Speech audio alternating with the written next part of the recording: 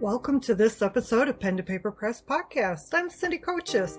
There's a backstory weaved into each book to explore the creative journey. I normally sit down with authors, writers, editors, publishers, and an array of creative souls to have a conversation centered on how they develop their stories to completing their works of art.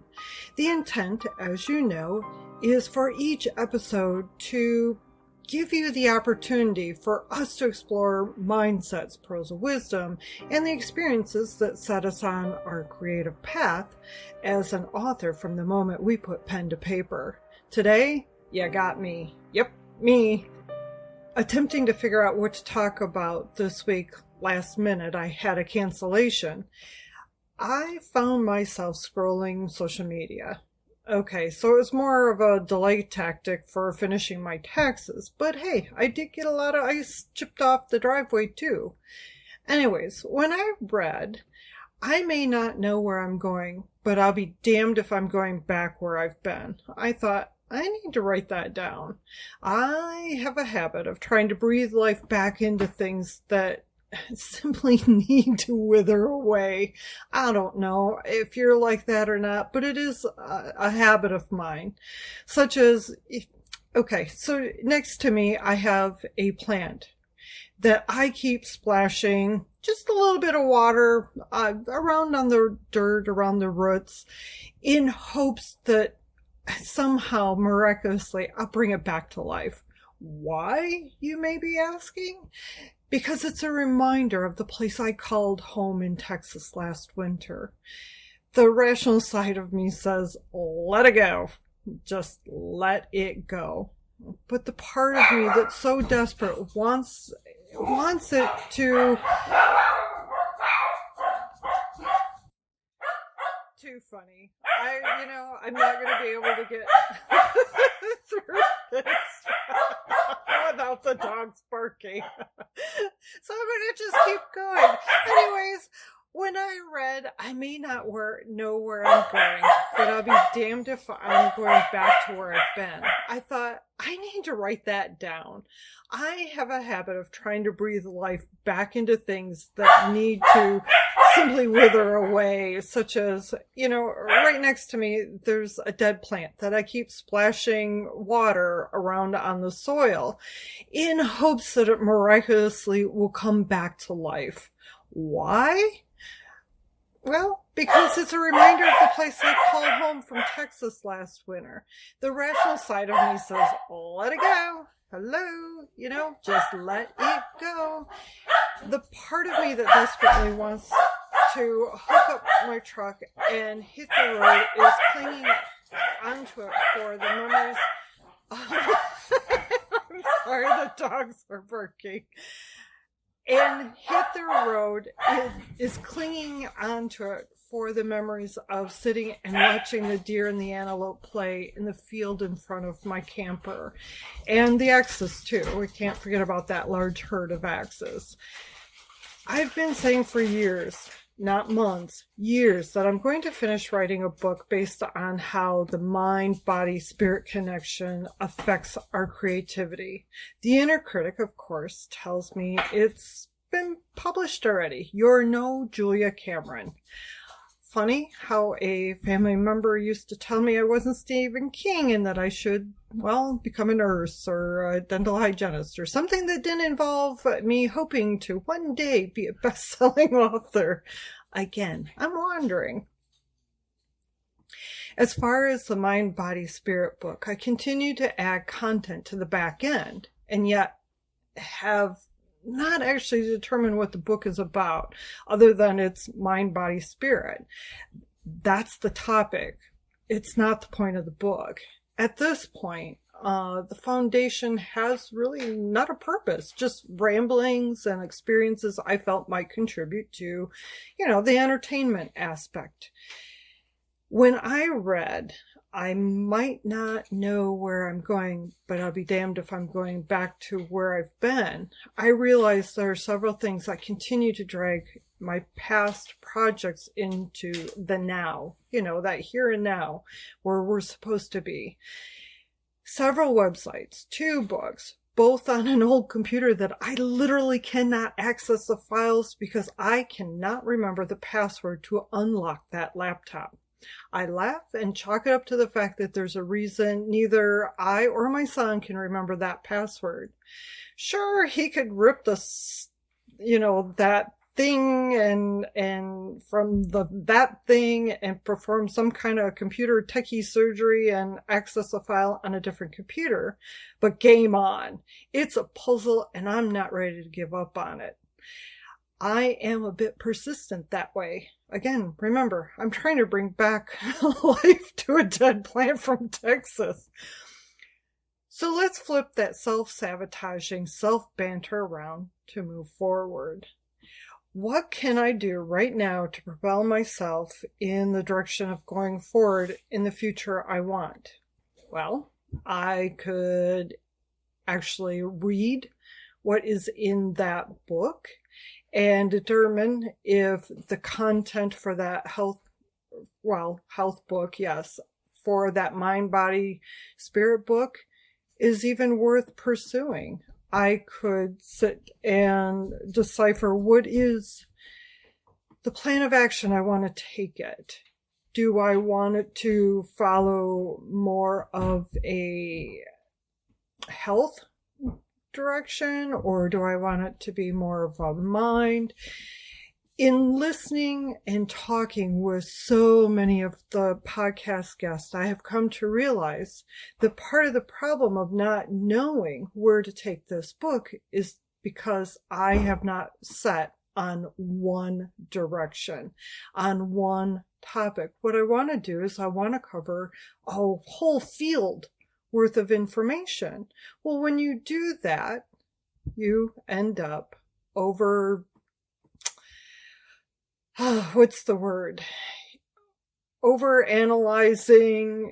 spreading yourself too thin, losing track of where you're at, losing the audience, much less losing the writer themselves. So point being, taking that book and either setting it off to the side and just closing that file and not looking at it, and then starting a new one, but with different sections. And I believe it was my conversation with Bill Lee Emery that I spoke of this book, and he suggested that instead of it being 5 different topics, that it should be 5 different books. Well, he gave me something to seriously think about there. Do I want to do that? Do I want to write 5 books? Or do I want to write 1 book on 5 different subjects?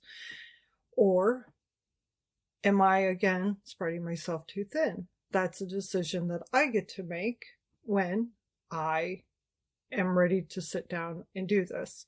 Instead of the procrastination tactics such as shoveling snow. I'm adding planting seeds for this summer and so forth. Anyways, there was a conversation not too long ago that I had with someone who thought the book writing process that they had a good outline, or they felt they had a good outline. I'll word it that way. They felt they had a good outline, and they figured the whole process would take them, they gave themselves a month deadline for it to be publication ready. Mind you, the person does work a full-time job, and I'm sure she has a life. I don't know if she has children or not, but she has a life. She has things going on. When you combined all of that, it's not really easy to put that much attention into a book and then find out it's going to take you much longer, because editing is an interesting thing. We can read it and read it and read it and not see our errors. Plain and simple. because we know what that book is supposed to say. We subconsciously or consciously, whatever way you want to look at, maybe it's both actually, we know what's supposed to be there. So what happens is we don't see that we've said too many that's. Well, let me rephrase that. It's not that we said it, we wrote. We have a tendency to write the way we speak. And that word, that, tends to appear. Or the word and. How many times, so here's an idea for self-editing. Take your document, and whether it's on Word or Google, or if you're using Scrivener, whatever application, there's typically a find and replace application. So do a find for the word that. See how many times that comes up in the document. Odds are you can delete a lot of those. Another word is and or but. But is another one that gets said a lot. And it's really funny because but is a word that you can replace with other words. The word however fits in typically more appropriate. I'm talking about poor English. Anyways. Using the word however in place of but, or just getting rid of it. Can you craft your sentences so that you're not using the word but and? Is there a way to not start your sentences all with the same word? It is, it was. As in, when it comes to self-editing, there are so many books out there that will give you that guidance for helping you to determine what are the phrases that you repetitively use, because we do them. All of us, we all do it because it's how we talk. It's how we think. It's where our mind goes. So catching those before asking beta readers to take a look at our content is very beneficial. Something else to consider is the beta readers. You know, if you're writing out a book and you give yourself a short deadline on, okay, again, we'll go back to that gal who said she wanted to have it done in a month. If she's going to have any beta readers read her book, give her the critiques, you have to give them time to read the book. Because again, this is not their priority. It's your priority, but it's not theirs. So giving them time, I'm not saying months or anything like that, but a couple of weeks to give you a critique. What did they honestly think of the book? And point out your errors. That is something when it comes to beta readers. Oftentimes, they feel awkward in pointing out the errors because they don't want to hurt your feelings. So again, take the advice of a lot of the podcast guests and have somebody that is not familiar with the book and pay an editor to read your book and edit it. It will be one of the best investments you make. Not saying that they're not perfect or that they are perfect, but they will give you the guidance that you need and will provide great, great benefit. Same with somebody who's good with graphics, somebody who does graphic designs. To have them do your book cover, somebody who is familiar with the layouts and how that happens, because it's interesting to look at book covers and oftentimes you can tell who took the time to do it. And those who just kind of willy-nilly put something together on a free graphic application. And again, nothing wrong with that. Not anything wrong with that at all. But hiring professionals to help you along the way is a great investment. It does provide you benefit, and it provides you with a more polished look. So when it comes to self-publishing, again, it seems like it would be an easy, I'll sit down for an hour and I'll upload it to whatever book platform you're going to use. Usually it takes a little longer than that, because you'll run into, odds are, the book file being bigger than you anticipated, so you've got to make adjustment to each page. And I highly, highly suggest when you upload your book into the book formatting program that you're going to use as your self-publishing outlet, go through page by page by page. And I know if that book is, 300 pages long, 200 pages long, seems like a lot of work. It just looks like it could be overwhelming. Do it. Go page by page. Make sure your margins are where you want the margins. Remember, that inside where the binder meets, you gotta have room so that the reader does not have to crack open the book in order to read what's in the center. So careful of the margins. And of course, by going page by page, you're making sure that you don't have any what I call dingle-danglers. And that's where you have a sentence, like the last sentence of a chapter, start at the very top of the page. And so that the rest of the page is completely blank. And because those are dingle-danglers, they look funny. So then, yes, you got to tweak things around, and maybe you find yourself rewording something so that you can fit that dangling sentence with the rest of the chapter.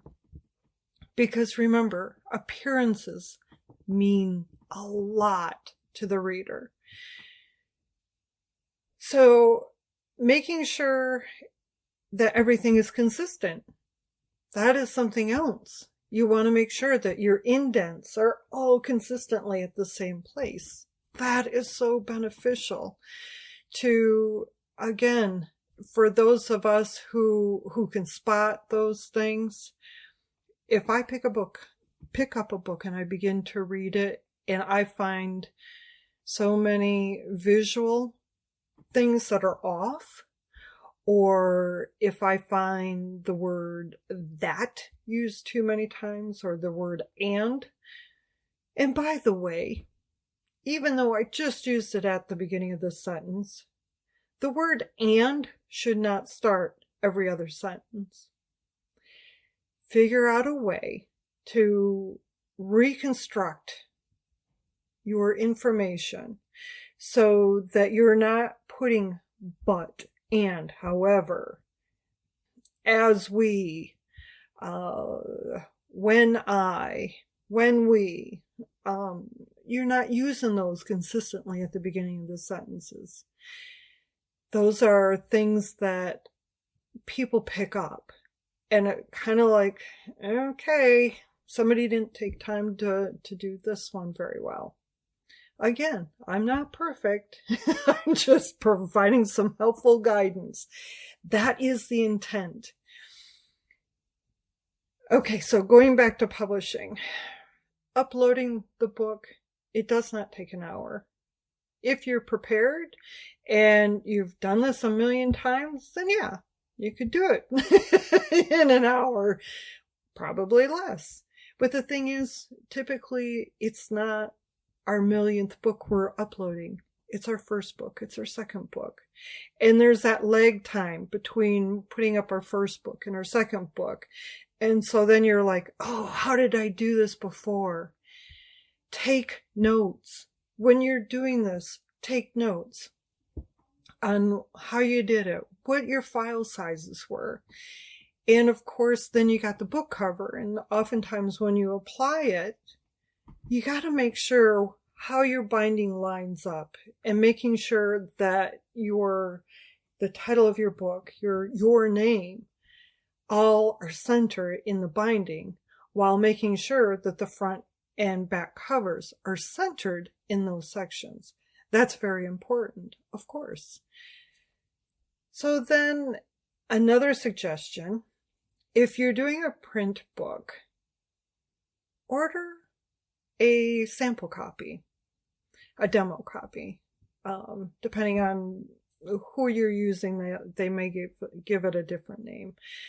But order that sample copy so that you can hold it in your hands.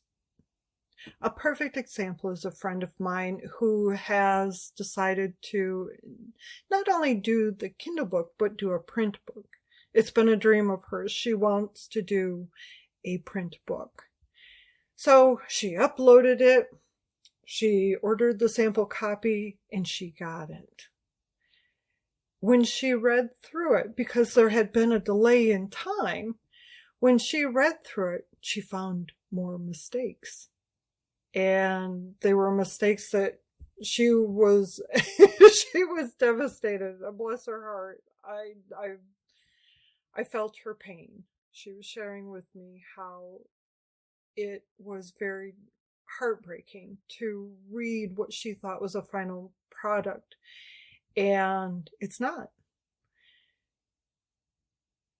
And here's the thing. Be okay that there's one or two mistakes in your book when it's done and out there. Nobody's perfect, and not everybody follows the same where the comma goes and so forth. The key is to be consistent. If you're going to list things out and place that comma before the and, make sure you do it everywhere throughout the book. That's important. And again, use that find and replace tool in your document to find certain things that are repetitive. It will be such a helpful thing. And something else you can do is, say you use Google Docs. You've written your book in Google Docs. Copy, paste it, and put it into Microsoft.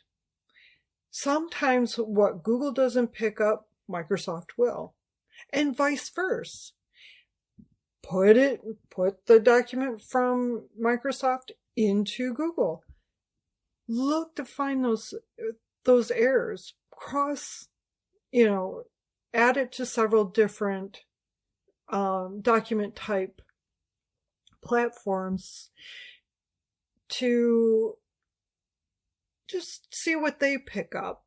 Because again, not everything is perfect. So getting back to my book, the one that I have shared with you and have talked about with various podcast guests throughout this past year, the memoir, as I've mentioned before, that's on hold. I emotionally can't do it. And I don't have a happy ending for the book. And I don't know if there will be. And I'm not ready to go there yet. So for the well-being of my sanity, have set that book to the side. I contribute to it every once in a while. For those things that I know roll into what's already been written and what's already been put on the pages. For the other book that I have shared many, many times, my nonfiction book, I'll word it that way, the one that's mind, body, spirit, today, after I read that quote and spent some time outside shoveling some snow and popping up some ice off the driveway to, well, help the process just a little bit, I really came to understand that the reason that I can't go forward with that book, why it just feels like sludge, like I'm walking through a mucky swamp with it, is because I've gone off my path. And there is the creative writer's journey. It's a path that we all take. We stumble on that path, and that's okay. It does take time. So we have to be able to say, I'm doing the best that I can. And we have to remind ourselves of that it is okay to take our time with it. It's not a race. I mean, really? Is it a race? Are you guys going to be like, are you holding your breath waiting for this book to come out? No, I know you're not. Will you be excited when I finally get it done? Yeah, I hope. But the thing is, though, knowing when to let it go, knowing that there is a reason that things are not falling into place. There's a reason it's not falling into place. You're not in alignment with it. I'm not in alignment with my mind, body, spirit book. I'm just not. I'm not there. It's not. It's like the dead plant from Texas. I'm trying to breathe life back into it. I'm trying to water it. I'm trying to nurture it. I'm trying to give it what it needs. It's sitting in the sun. It's got everything it needs, but for some reason, the damn plant just won't come back to life because it's dead. It's dead. I can't bring it back to life. So when I was outside, I giggled. I laughed. And it's like, let the damn plant die. Let it go. So, if you have a book that you have been struggling with and you just can't seem to make it happen and you can't seem to make it work and you're trying and you're beating yourself up because why can't I make this work? There's a reason. You're not in alignment with it. And when you come to that realization, it's like you just laugh out of the silliness of how you've been trying to, pave that road through a swamp. You know you can't. Not without a lot of work. So, I'm getting out of the muck and I'm getting right back onto the writer's journey and right back onto the path where I need to be.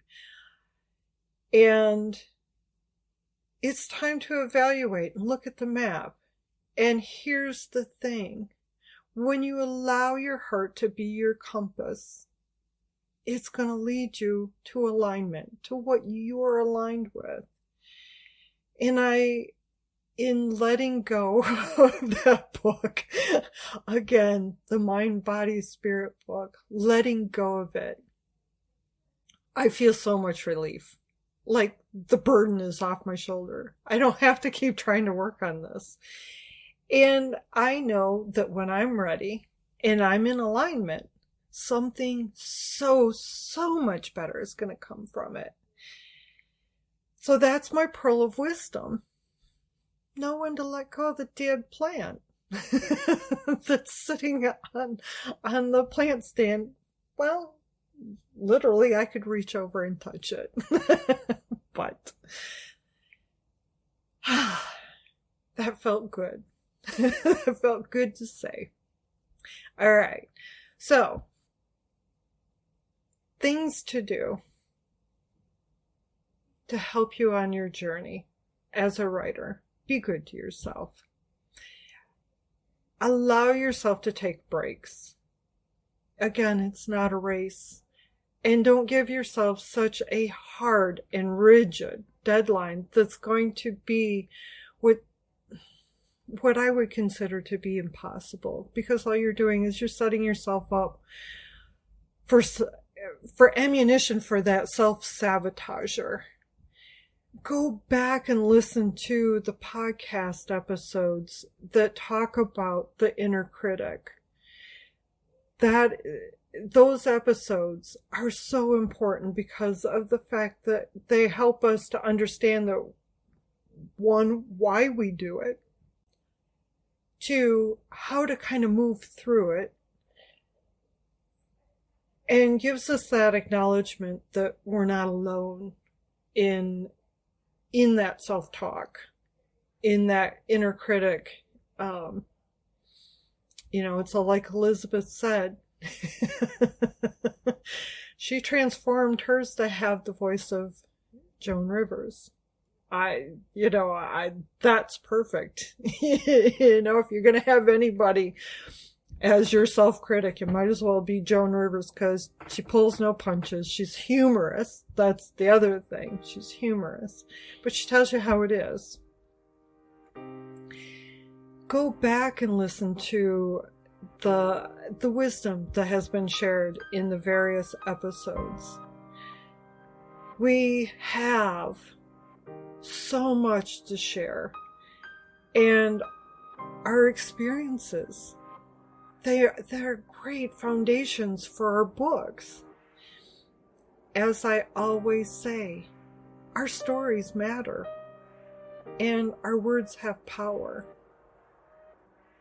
All right, it's getting time to wrap this up because I could keep rambling, and y'all know I can. So I'd like to say thank you for listening to this rambling session.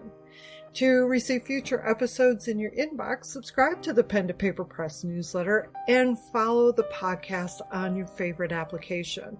And I don't know how I found it, but somehow I found out that the Pen to Paper Press podcast is on Amazon Audio. So, hey, there was a surprise for me. I didn't realize that they had podcasts there. So, and actually, do me a favor. Let me know what applications you hear the Pen to Paper Press podcast, because to me it's intriguing to find out all of these different places that it's available. So, all right, take care of yourself, and until next time, keep your pen to paper. Your words have power, and your story matters. I can't say that enough times. Your words have power. Your story matters. Share it. All right? Bye for now.